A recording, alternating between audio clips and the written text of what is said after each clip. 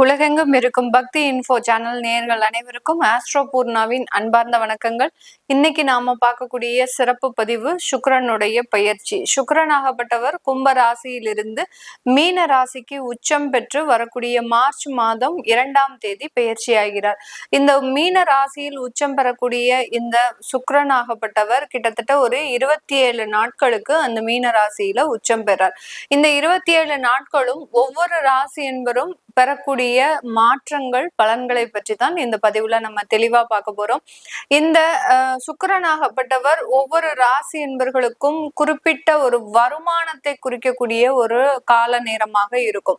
ஏன்னா சுக்கிரனுடைய தசா புத்தி அப்படின்னு சொன்னாலே ஒரு ஆடம்பர வாழ்க்கை, வருமானத்தை குறிக்கக்கூடிய ஒரு கிரகம், மாத வருமானங்களை குறிக்கக்கூடிய ஒரு கிரகம் தான் நம்ம ஜோதிட ரீதியாக சொல்ல போறோம்.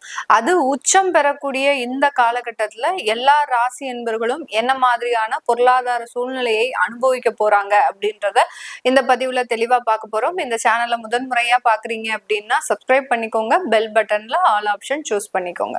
மிதுன ராசி என்பர்கள், மிதுன ராசியினுடைய அதிபதி புதனாக இருந்தாலும் கூட இந்த ராசி என்பர்கள் அதிகப்படியாக தன்னுடைய வாழ்க்கையில ஒரு ஆடம்பரமான ஒரு லக்ஸுரியான ஒரு வாழ்க்கையை எதிர்பார்க்கக்கூடியவர்கள் இந்த மிதுன ராசி என்பர்கள். அதற்கு இவர்களுக்கு மிகப்பெரிய அளவுக்கு தடைகளும் தேவையில்லாத பிரச்சனைகளும் இவர்களுடைய ஒரு டிராவல் ஆகக்கூடிய ஒரு ராசி என்பவர்களாக தான் இருப்பாங்க. ஏன்னா ராசிக்கு 12ஆம் இடத்து அதிபதியாகப்பட்ட அந்த சுக்கிரனாகப்பட்டவர் எப்போதுமே இவர்களுக்கு தேவையில்லாத ஒரு ஸ்ட்ரகிள்ஸ், அதாவது ஒரு வருமானம் வரணும் அப்படின்ற இடத்துல பாத்தீங்கன்னா நிறைய ஒரு தடைகளை தாண்டி தான் அந்த வருமானத்தை வர வைக்கக்கூடிய ஒரு அமைப்பு அப்படின்றது இந்த மிதுன ராசி என்பர்களுக்கு இருக்கும். அதே சமயத்துல அந்த வருமானம் கடனாக அதிகப்படியாக வரக்கூடிய ஒரு ராசி என்பர்களும் கூட.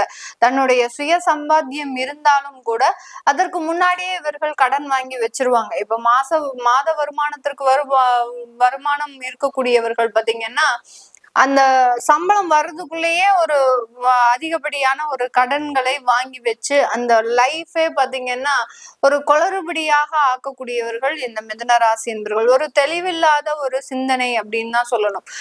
எல்லா இடத்துலயும் பாத்தீங்கன்னா ஒரு இரட்டைத்தன்மை அப்படின்றது அதிகப்படியாக இருக்கும்.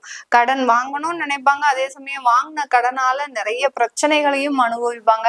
இதனால அந்த கடன்னால மன நிம்மதியை இழந்து தேவையில்லாத அவமானங்களை பட்டு, அதிலும் குடும்ப உறவுகள் கிட்டயே அந்த கடனை நம்பி வாங்கியிருப்பாங்க. அவர்கள் நமக்கு எல்லாமே செய்வாங்க, அவர்கள் கிட்ட கடன் வாங்கினா நமக்கு பெரிய அளவுக்கு தொந்தரவுகள் இருக்காது அப்படின்னு நினைத்து வாங்கிய நபர்களை பாத்தீங்கன்னா இவர்களை அசிங்கப்படுத்தி அவமானப்படுத்தி தேவையில்லாத ஒரு பிரச்சனைகள்ல ஈடுபடுத்தி இந்த மாதிரியாக எல்லாம் இருக்கும்போது ஒரு மன வெறுப்பான ஒரு சூழ்நிலையில இருக்கக்கூடியவர்கள் இந்த மிதுன ராசி என்பர்கள். இப்போ இவர்களினுடைய ராசியின் மேல குரு பகவான் இருக்கிறார். ஜென்ம குரு அப்படின்றது இன்னமும் ஒரு மேலும் வலு சேர்க்கக்கூடிய ஒரு விதமாக, அதிகப்படியான கடன் ஆயிடுச்சு, அந்த கடனை அடைக்க முடியாம வேலையும் போயிடுச்சு, இந்த மாதிரியாக எல்லாம் இருக்கக்கூடிய இந்த நபர்களுக்கு இந்த சுக்கிரன் உச்சம் பெறக்கூடிய காலகட்டம் கர்மஸ்தானத்துல ஜீவனஸ்தானத்துல 10ஆம் இடத்துல உச்சம் பெறார். இது ஒரு நல்ல ஒரு மாற்றத்தை கொடுத்தாலும் ஒரு குறுகிய காலகட்டம் தான். ஒரு கிரகங்கள் பயிற்சியாகும் போது நீண்ட காலகட்டமாக இருந்தாலும் பிரச்சனை தான், குறுகிய காலகட்டமாக இருந்தாலும் பிரச்சனை தான். இப்ப சனி பயிற்சி ஆகுறாரு அப்படின்னா அவர் 2.5 வருடங்களுக்கு தொடர்ந்து நம்மளுக்கு தொந்தரவையும் கொடுப்பார், நல்லதையும் செய்வார்.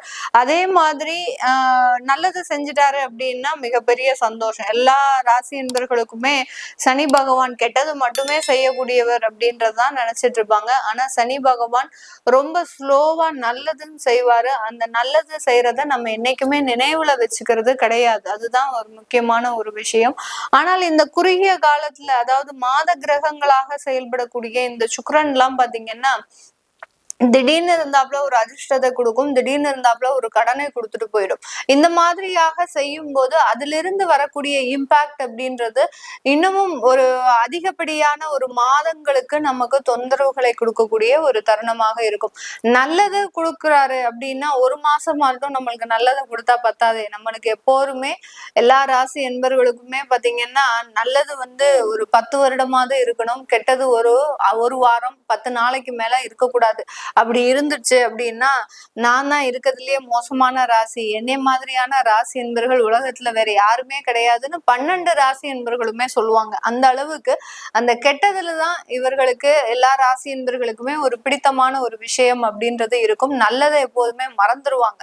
அதுதான் அவர்களுக்கு இருக்கக்கூடிய ஒரு அமைப்பு அப்படின்றது. இதுல இந்த மிதுன ராசி என்பர்களுக்கு இந்த காலகட்டம் ஒரு மிகப்பெரிய ஒரு மாற்றத்தை கொடுக்கறதுக்கு தயாராக இருந்தாலும் அந்த ஜென்ம குருவாக இருக்கக்கூடியவர் சில விஷயங்கள்ல இவர்களுக்கு தடைகளை கொடுத்துக்கிட்டே இருப்பார்.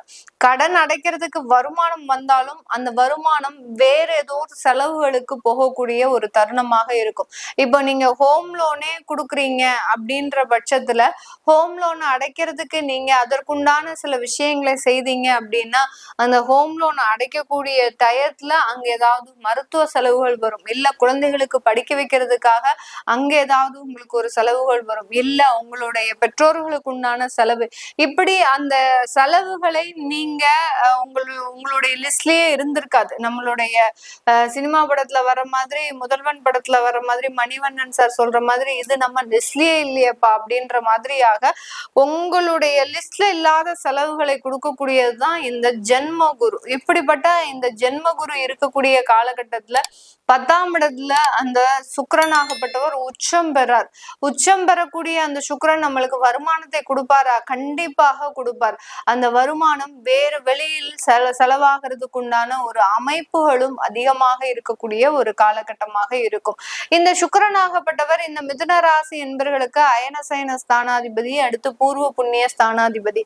அந்த பூர்வ புண்ணிய ஸ்தானாதிபதி 10ஆம் இடத்துல உச்சம் பெறும்போது உங்களுடைய சொத்துக்கள் மூலமாக நீங்க தொழிலை ஆரம்பிப்பதற்கு உண்டான ஒரு நேரமாக இருக்கும். பூர்வ புண்ணிய சொத்துக்கள்னால வரக்கூடிய வருமானத்தின் மூலமாக அந்த தொழிலுக்குண்டான சில நிவர்த்திகளை செய்ய வேண்டிய ஒரு தருணமாக இருக்க போது இந்த மிதுன ராசி என்பவர்களுக்கு. இந்த காலகட்டம் வேலை வாய்ப்புல நிறைய ஒரு வளர்ச்சிகள் இருக்கும்.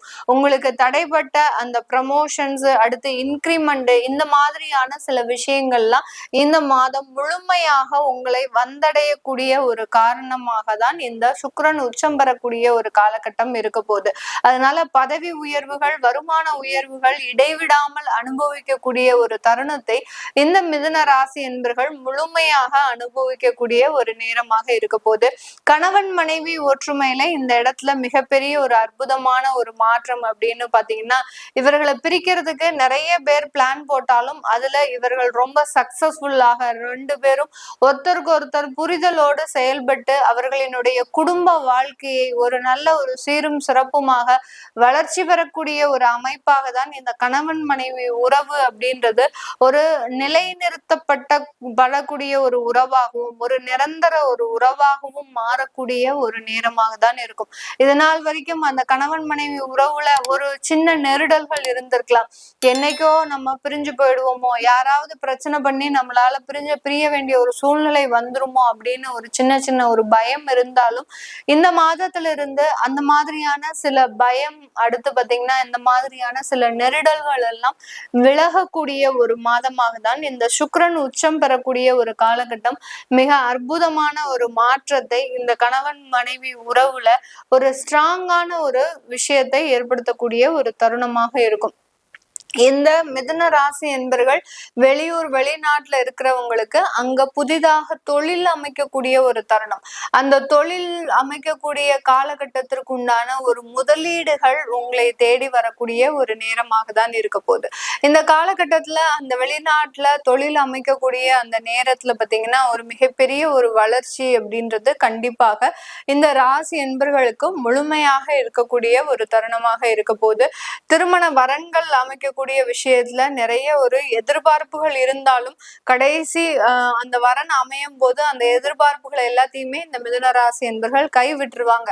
ஓகே, நமக்கு ஒரு நல்ல வரன் அமைஞ்சா போதும் அப்படின்ற மாதிரியாக அந்த கடைசி நேரத்துல வரக்கூடிய சில மாற்றங்களை தான் இந்த சுக்கிரன் பயிற்சி இந்த மிதுன ராசி என்பர்களுக்கு முழுமையான ஒரு வாழ்க்கை மாற்றத்தை கொடுக்கக்கூடிய ஒரு நேரமாக இருக்கும். இது எல்லாமே நம்ம கோச்சார நிலவரப்படி பலன்களை கணிச்சு சொல்லியிருக்கிறோம்.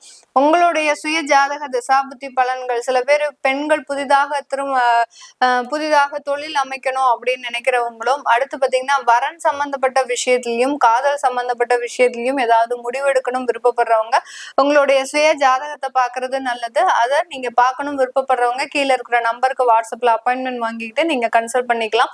உங்களுடைய குழந்தைகளுக்கு ஜாதகம் எழுதணும், நியூமராலஜி படி பேர் வைக்கணும்னு நினைக்கிறவங்களும் கீழே இருக்கிற நம்பருக்கு வாட்ஸ்அப்ல மெசேஜ் அனுப்புங்க. அதற்குண்டான விவரங்கள் தெரிய வரும். உங்களிடமிருந்து விடைபெறுவது உங்கள் ஆஸ்ட்ரோ பூர்ணா. நன்றி, வணக்கம்.